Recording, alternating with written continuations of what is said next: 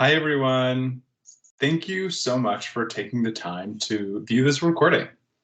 Before we officially get started, I do want to introduce myself. My name is Reagan, and my pronouns are him, her. I'm a career development assistant at MacEwan's Careers and Experience Department, and I'll be guiding the presentation today. So this workshop will guide you through some best practices on fostering equity, diversity, and inclusion within your workspace. There might be some topics you could be familiar with and some topics that might feel brand new, but regardless of where you or your organization are at when it comes to employing EDI, we do hope that this presentation serves as helpful and informative.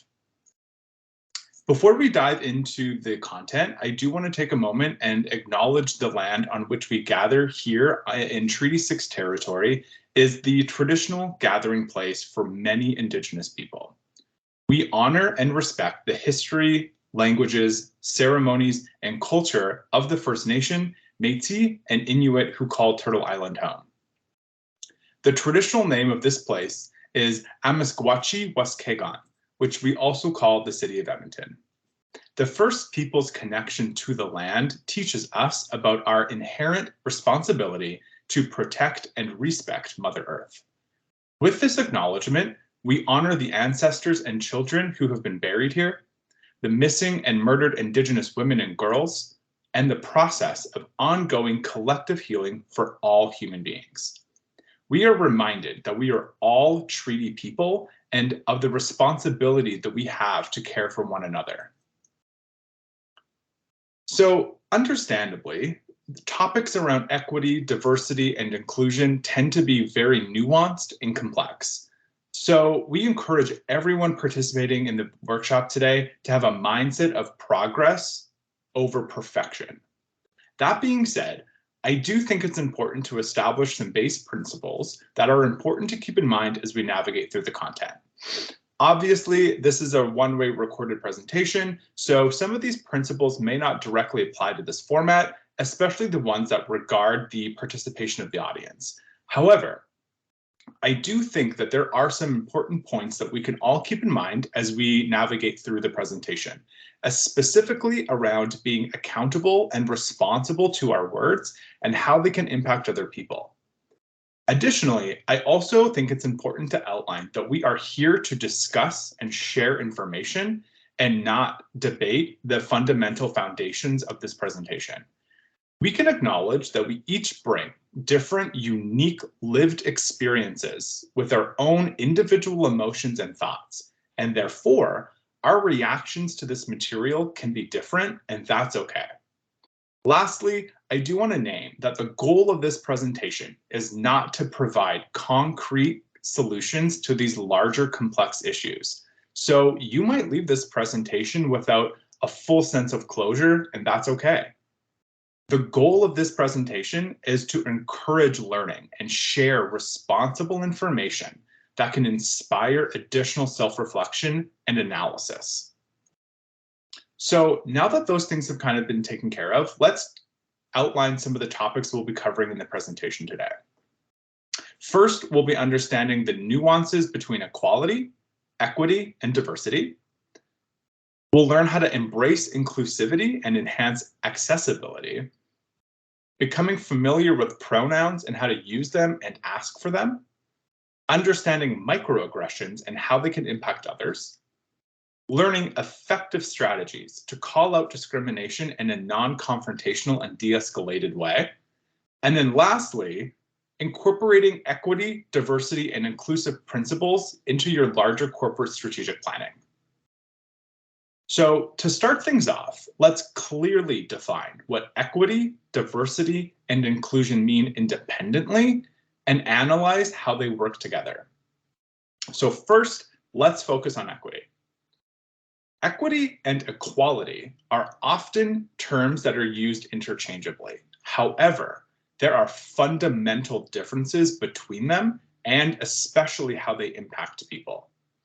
Equality means that each individual or group is provided the same exact resources or opportunities, while equity recognizes that each person has different circumstances and therefore allocates the exact resources and opportunities needed to achieve an equal outcome.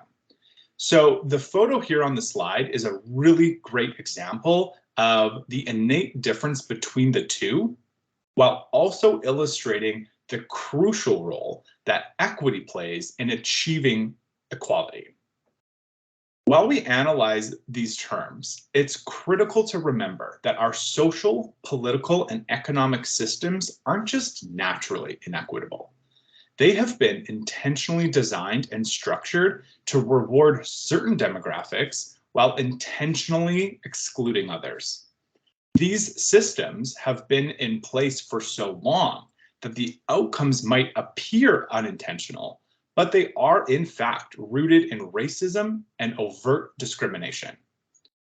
Historically oppressed groups such as Black, Indigenous, and other people of color, and the 2S LGBTQIA community are great examples of communities that have not only fought to achieve equality over time, but continue to push for equity today.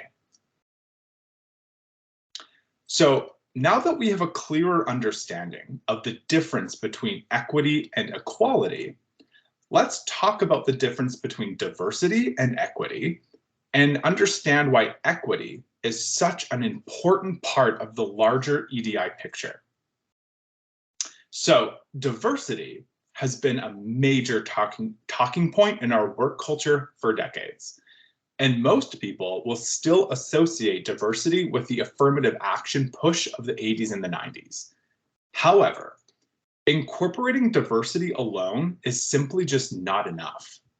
While we can acknowledge that it is an integral part of engaging in responsible EDI work, it's crucial that we talk about what diversity can tell us and what it can't. As an example, let's imagine that we work at a company where currently people of color make up about 10% of our total workforce.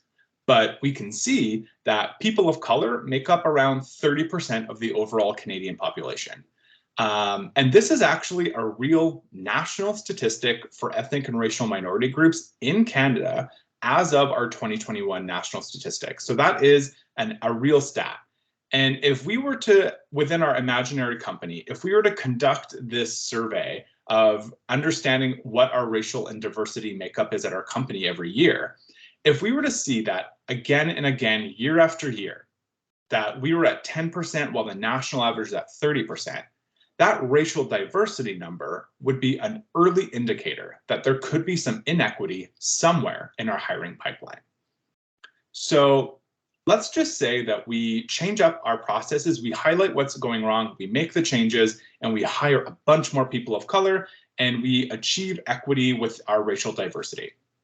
You know, can we celebrate? Are we finished? We achieved diversity. Is all the work done? Checked off, finished. Why not? What's missing from that information?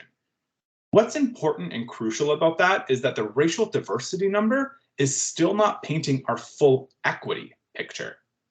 It does not tell us if those new employees are being compensated equitably to their white counterparts. It also does not tell us how those new employees are being treated by their white peers in their everyday work lives. We're going to watch a brief clip featuring Paloma Medina, who is an accredited expert in organizational performance improvement and a leading voice in equity, diversity, and inclusion work. She shares a really great analogy that highlights the importance of equity and why it deserves to be a much bigger priority within our organizations. I think we talk more about diversity because it's safer. When we say we are committed to diversity at our company, it doesn't imply anything but a wish to invite more people into our company, more minorities. And inviting people, it's not that hard. I mean, it isn't, right? Because I can do it right now. I want to invite all of you, I see you up there, middle, all of you here are invited to my house. Let's say tomorrow. How's that sound? 5 o'clock sound okay? Cool. House, party, diversity, checked off, done. We know, right? We're like, right, who we invite into our companies, onto our teams, into our neighborhoods, it is a step. But it says nothing about how we'll treat them once they arrive.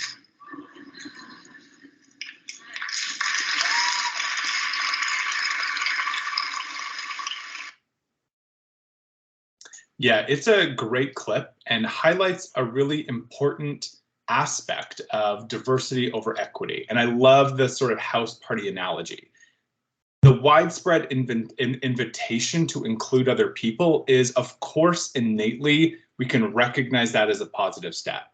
But as Paloma said, committing to diversity is truly just a wish to invite more people into our spaces, onto our teams, and into our neighborhoods. And we can definitely acknowledge that this is an important beginning step. However, currently, it is now considered to be a baseline expectation. And it is far past time that we move beyond the simple invitation and commit ourselves, our organizations, and our leaders to strive for more meaningful equity. I think So after kind of briefly discussing the differences between equity and equality, and we've now highlighted why shifting our focus from diversity and really committing to equity is so important. Now we're going to spend some time focusing on inclusion and some steps that we can take to foster inclusivity within our organizations. Let's start by talking about pronouns and why they're an important step in fostering inclusion. So first off, what are pronouns? Gender pronouns, if you're not familiar, are the pronouns that a person chooses to use for themselves. For example, they could be he, him, she, her, they, them, or even a combination of those. It's important to use the pronouns that someone has chosen for themselves, not the pronouns you feel they fit with. Someone presenting in a masculine or a feminine way may not directly identify with those specific pronouns. And frankly, it's not your job to police whether someone fits with the gender pronouns that they might be using. Why are pronouns important? So using someone's preferred pronouns is a vital form of allyship. And if you want to be taken seriously as an organization or even an individual who values inclusivity, it's important to become familiar with using and asking for pronouns. So how do we effectively ask someone for their pronouns? If you're not sure what someone's preferred pronouns might be, it's not only okay, but actually recommended to just directly ask them. It can be really as simple as just asking, hey, what are your preferred pronouns? Or what pronouns do you prefer? While we sort of talk about how to ask for pronouns, a really common worry that people have is making a mistake and using the wrong pronouns when addressing someone. And this is really common, especially if you're just getting used to how to use pronouns and how to ask for them. First off, it's important to realize that it's totally okay if you make a mistake. Everyone slips up from time to time. The more important thing to focus on is apologizing and correcting yourself as soon as you realize that a mistake has been made. And in this scenario, it can be really tempting to communicate the difficulty that you're having in getting used to using pronouns. But please know that that actually can have the opposite effect. And it can make the misgendered person feel a bit awkward and maybe a little responsible for comforting you, which is not really their job. Additionally, leading by example is a really important part of accessing inclusivity. Even if you feel that your pronouns match your gender identity and your gender presentation, it's a vital form of allyship to demonstrate the regular use of pronouns. Putting them in your email signature and getting comfortable introducing yourself with my name is and my pronouns are just a couple of ways that you can kind of lead by example at a base level. This might seem a bit obvious and maybe even a little awkward at first, but know that it's a really big step in making trans and gender non-conforming people feel safe and welcome in your workplace. A critical part of being inclusive is recognizing that not everyone has access to the same resources and may require some minor accommodation. A couple of things that we want to talk about when it comes to accessibility and accommodation are surely physical accessibility. A couple of things to ask yourself about your workplace. Is it accessible for those with limited mobility? Does it include accessible bathrooms, barrier-free pathways, wider doorways and aisles, no loose cables on the floor? These are incredibly important things to consider for those, especially in wheelchairs, people who might be using walkers or other mobility aids. And these are also really important questions to ask when we're planning a work event or a conference to ensure that there's enough accessibility for everyone to be involved and participate. Also, we want to think about technology limitations. Not everyone is going to be a tech-savvy Apple genius, and some of us may struggle with adapting to evolving workflow technologies. Ensuring that there are training guides or accessible resources available to promote effective learning is a great step to ensure that everyone's learning at the same speed and pace and able to take full advantage of these workflow technologies. Also, access to reliable, high-speed internet can be an issue. This generally impacts those living in rural areas, but it can also affect those who might not be able to afford the highest quality internet available. And we want to be mindful in a more remote-based and hybrid work environment that we are taking everyone's available internet into consideration when employing those rules. Additionally, there can be some home life limitations where people may not have access to a quiet, private work from home environment. People tend to be quite busy and have active home lives. Some of us are single parents while also running households and taking care of dependents. Some people might also be a caretaker for their parents or other young dependents. That can make it difficult or sometimes even impossible to establish effective and supportive work from home environments. Additionally, we also want to talk about language and hearing barriers. People have varying degrees of language comprehension for a number of reasons, and it's important to ensure that work materials can be made available in additional formats, whether those be multi-language, Braille for visually impaired employees, or audio captions for those with language or hearing impairment. Including audio captions is actually a really fast, easy, and free first step, as people have different language comprehension levels, different hearing abilities, or may not have access to a quiet and private workspace where audio captions can help them pay attention. Lastly, most stat holidays accommodate a Christian and a Catholic observance, i.e. Christmas, Easter, Thanksgiving, and that can make it difficult for those observing other important religious holidays to take paid time away from work. So we want to be mindful when we're scheduling meetings or events to ensure that everyone is involved and can actively participate. Incorporating inclusivity from a policy perspective is very important. For this presentation, we've chosen to use a dress code policy as an example of how to re-examine your policies with an inclusive lens. We strongly recommend that your business or your organization perform an audit on policies either annually or even biannually to ensure that policies have been written with fairness and inclusivity in mind.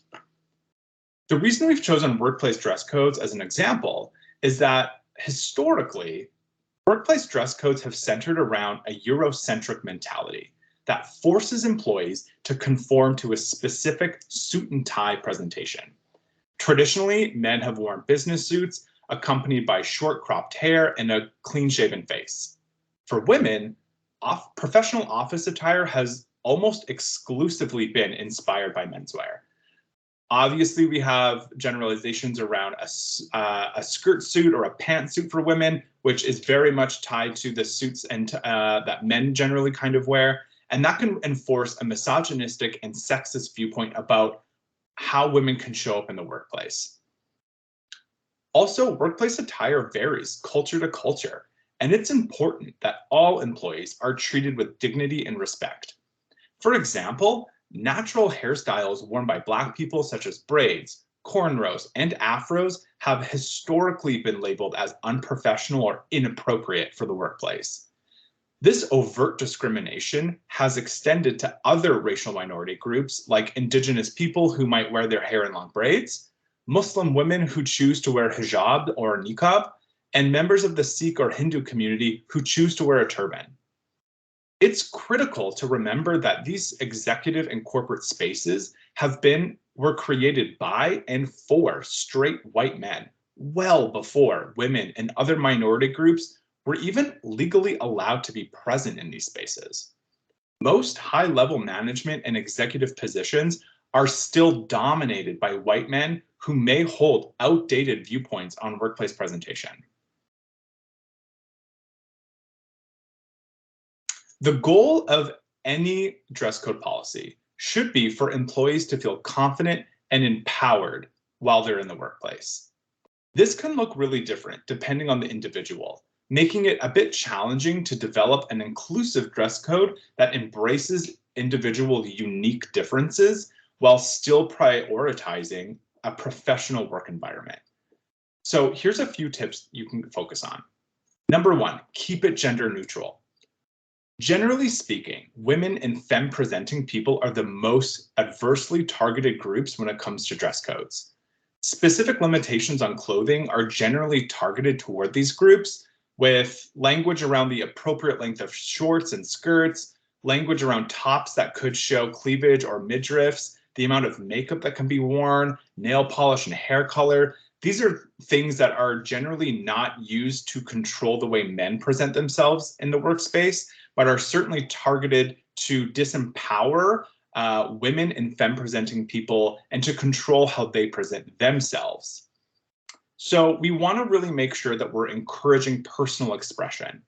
We know that people are far more happy and engaged in their work when they're able to express themselves and show up to work as their unique, genuine self.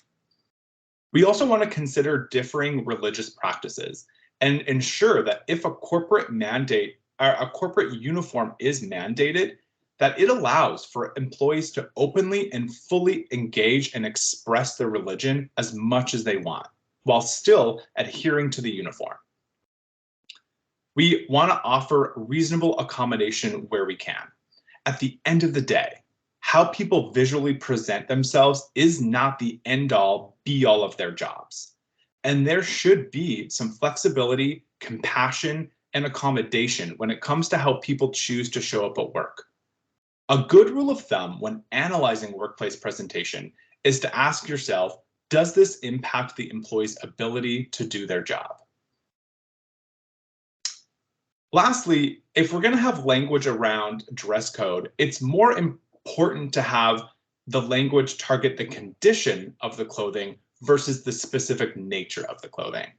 So instead of highlighting what things are appropriate to wear in the workspace and what's not appropriate, a more effective way to have that language is focusing on the condition of the clothing, i.e., clothing should be clean, free of wrinkles, lint, holes, excess hair.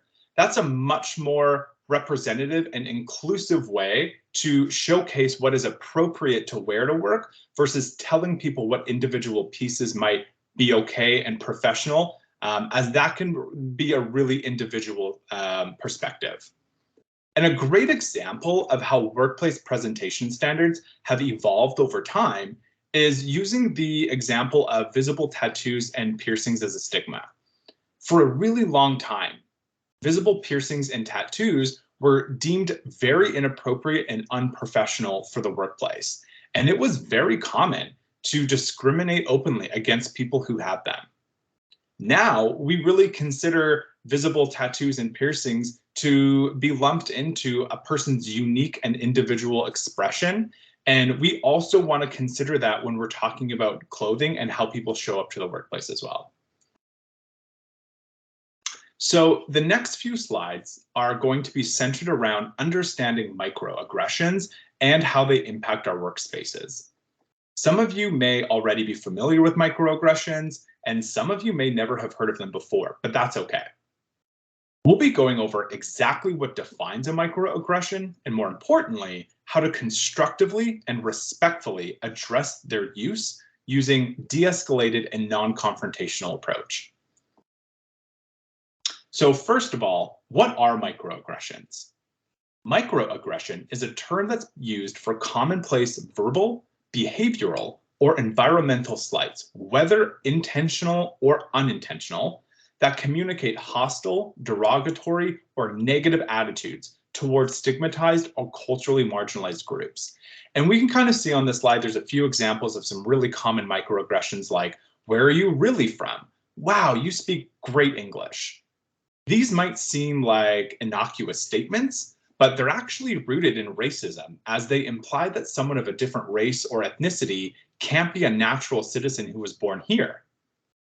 Additionally, it's important to know that microaggressions can take other forms. For example, asking someone if they want a family could be an example of a heteronormative microaggression, assuming that people who are in longstanding relationships obviously want to pursue familyhood, and there can be a lot of different personal and medical reasons why that's not a choice people want to make. And that assumption that that is part of their journey is a really heteronormative thing to kind of assume. So while we are on the topic of microaggressions, it's really important and critical to understand that microaggressions exist along a continuum and can range from being very deliberate and overt to quite unconscious and unintentional. Behaviors and statements that reinforce negative generalizations or stereotypes are so ingrained in our social and cultural norms that it can be hard to always be aware of them. Because microaggressions are incredibly complex and very nuanced, it's important to have a mindset of progress over perfection and be open to receiving feedback when it's appropriate. So we're going to watch a very short video that talks about the definitions of different microaggressions using movies as an example of that. It's a great way to learn about a really complex and nuanced issue with some lighthearted content. So we're going to take a look at that right now. Ow, get off of me. Sophie, go to little girl's room for a minute, Kate.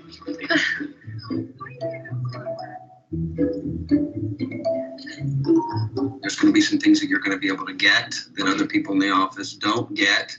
One of them, gym membership. You want me to lose weight? No, I don't want you to.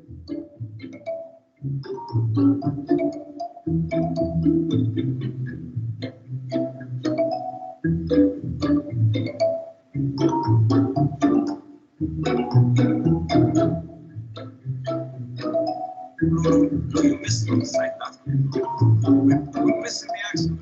Oye, sabrosura. You want to have ice cream with my family? Get lost, baseball. Microaggressions are along a continuum from being very deliberate and conscious to being outside one's conscious behavior. We identified 3 types of microaggressions. Microassaults, which are very similar to old-fashioned racism. Your kind don't understand English. My kind. The other types of microaggressions are more insidious, hidden, subtle, and the second type is a micro-insult.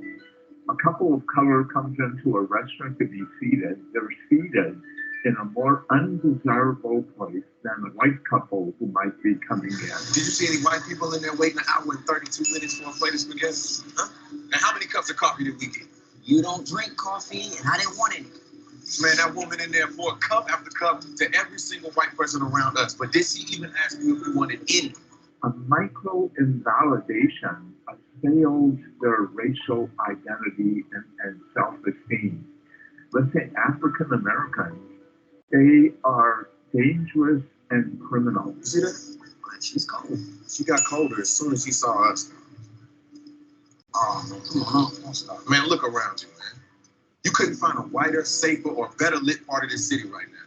There can be racial microaggressions, sexual orientation microaggressions, disability microaggressions, and gender microaggressions. Catcalls, staring at a woman's breasts or legs. It's a microaggression because it fulfills the theme of what we call sexual objectification.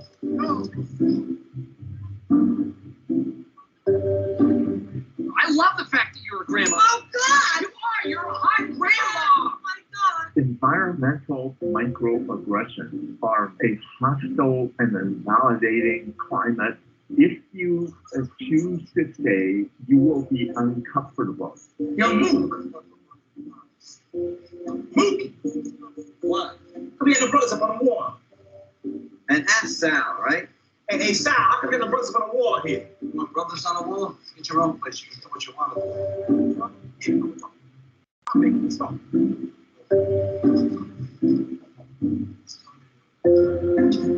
Suppose I busted your head. Microaggressions are cumulative, and any one may represent the feather that breaks the camel's back. You're the bush. You said you were going to use Jose to do it. Be your garden, and where you don't fit in?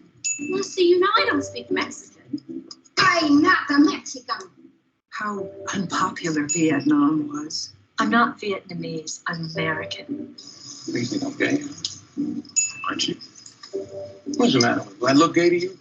Do I look gay to you? You're a good-looking man. Thank you. Very pretty. Real soft, delicate features. They're real feminine, which is good for me because that would be a simple sort of transition. You know what I'm saying? Vagina. Okay. So I love that watching that video is a great example of different ways microaggressions in their varying forms can kind of show up in our everyday lives. So now that we have a better understanding and a more effective way to kind of see how they can show up in our everyday lives, let's talk about how to effectively respond to a microaggression or offensive behavior using non-confrontational and de-escalation tactics. So the strategy that we want to employ here should be about addressing the specific behavior without attacking the individual person or their personal character. It's all about labeling the behavior, not labeling the person. This helps avoid a really defensive and adversarial dynamic and creates space for a healthy dialogue where both people can feel respected and heard. Focus on the action or the behavior and avoid personal attacks like you're being racist or you're being homophobic. That can cause the person to react very defensively. Instead, tell that person how the behavior made you feel. This allows for the other person to understand where you're coming from, and it also provides them an opportunity to take ownership and accountability and then genuinely apologize. Remember, these conversations aren't easy to have, and they involve a lot of emotions. So it is critical to remember that the goal is to inform and educate and not shame and humiliate. Also, we want to talk about how it's important to recognize when it's appropriate to address offensive or problematic behavior. Try not to let unwarranted fear silence you, but do very much consider the consequences of speaking up, especially if it's against someone that's in an authority position. Ask yourself, is now the best time? Or could I handle this in a different way later that could be a bit safer? Addressing someone's potentially offensive behavior can make them feel very uncomfortable, especially if that is in a group setting, like a big meeting or a break room. It can really make that person react much more defensively than if they were on a one-on-one. You might get a better result by addressing the issue of the behavior in a private setting, even just by asking, hey, I wanted to talk to you one-on-one about something you said a little bit earlier. That's a great way to quickly take that person aside, maybe into a closed office or a quiet corner in the room, and have a really open discussion. And it also provides the person the opportunity to genuinely apologize without a group shaming dynamic. It's important to recognize that the intention here isn't to prioritize the comfort of the person using the microaggression or displaying the offensive behavior, but it's to highlight the real consequence of being labeled overly sensitive or potentially difficult by addressing and talking about difficult issues. Okay, so now we want to talk about taking accountability and how to do that responsibly. Understandably and without question, being called out or for saying something derogatory or potentially offensive can be incredibly uncomfortable, especially if it's never happened to you before. Generally speaking, people tend to think of racist and discriminatory or offensive behavior and language in the matter of extremes. That can really make it difficult for them to understand the nuances of microaggressions and why they are so offensive. So a few things that you can kind of do if someone approaches you. Really avoid being dismissive if someone approaches you with the use of a microaggression or some offensive statements or behavior. Responses like, oh, you're just being sensitive, or rolling your eyes throughout that conversation can really dismiss and invalidate the feelings of the person, and it's just plain not constructive. A couple of things to do is, number one, just apologize and try not to react defensively.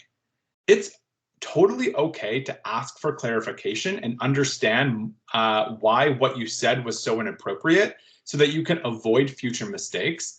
But the important thing to consider here is, even if you come to a conclusion of agreeing to disagree about why that behavior or statement may have been offensive or discriminatory, at the end of the day, owning that what you did made someone feel offended or uncomfortable still deserves an apology and an acknowledgement respectfully that that wasn't your intention. And so while a conversation can be taking place about that, even if you don't come to a full conclusion about why that was offensive or agreeing to disagree about what the intent of those statements were, it's important to acknowledge that the behavior that you contributed to made someone feel offended, and that still deserves some respectful apology. So we've spent some time talking about small everyday actions and steps that collectively will contribute to incorporating more equity, diversity, and inclusion within our workspaces and even within our own communities outside of work. While we can acknowledge that these are really important steps to take when it comes to our businesses and our organizations, we do need to ensure that we're walking the walk and not just talking the talk. So now we're going to kind of focus on how to make real goals when it comes to our strategic organizational planning. So what do real goals mean? Well, from a strategic planning perspective, it means making real goals that advance equity, diversity, and inclusion in meaningful ways.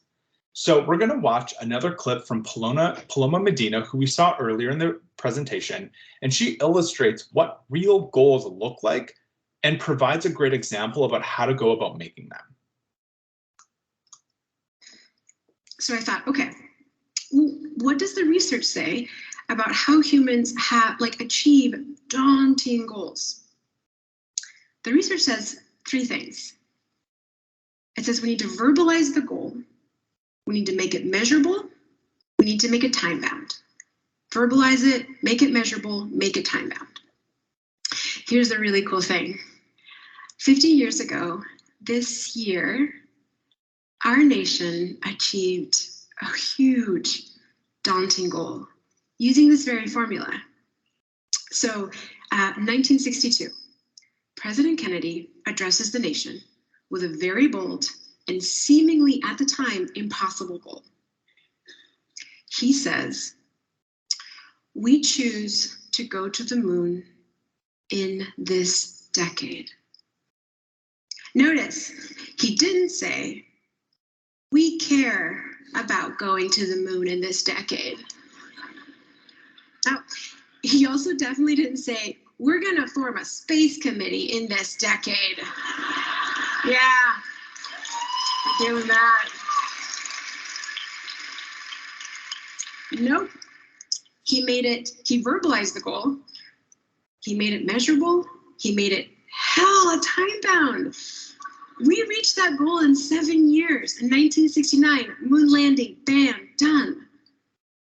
Okay, so rereading his speech, I realized, one, we need to verbalize the right goal. The goal isn't diversity. The goal is equity.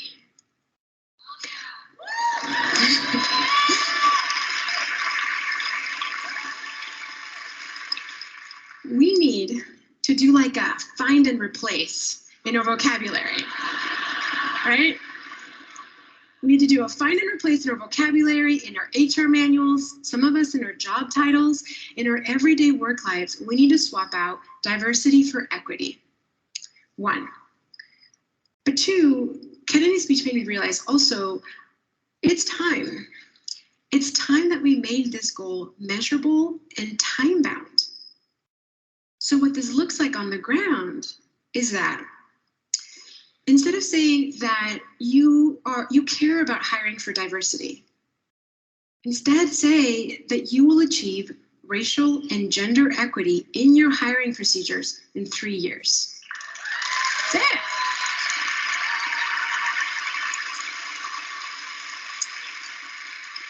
If you're a smaller company, right? If you're a small company, you can do it in less time. You can. It also means that instead of saying things like, we value diversity in our employees, instead you influence your leaders to commit to, there we go, increasing racial and gender representation on your executive team by 50% in 3 years. You can say that. Yeah.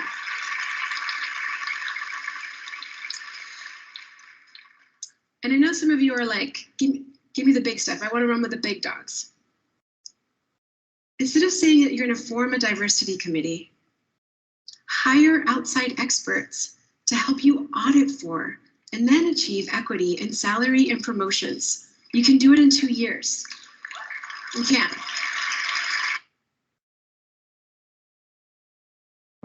All right. Another super inspiring and great clip from Paloma. So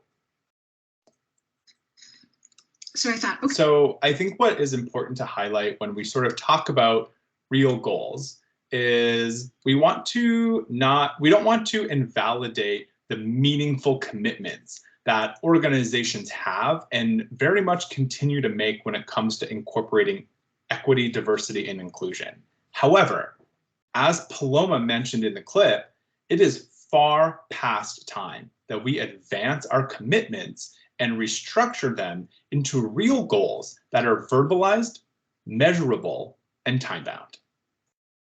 Real goals go beyond just a surface-level verbal invitation or commitment and incorporate meaningful action that produces equitable outcomes. Valuing diversity is a really great commitment, and as we've mentioned, it is an integral step in inviting more people into our workspaces. Real goals with real metrics is the way that we tell people how they will be treated once they arrive.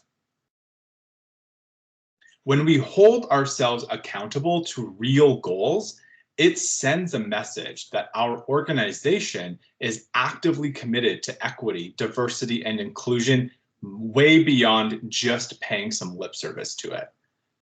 Also, it is fundamentally important that as younger generations enter the workforce, they are actively seeking organizations and companies who are meaningfully engaged in this work and are actively working towards establishing equity and inclusion in quantifiable and measurable ways.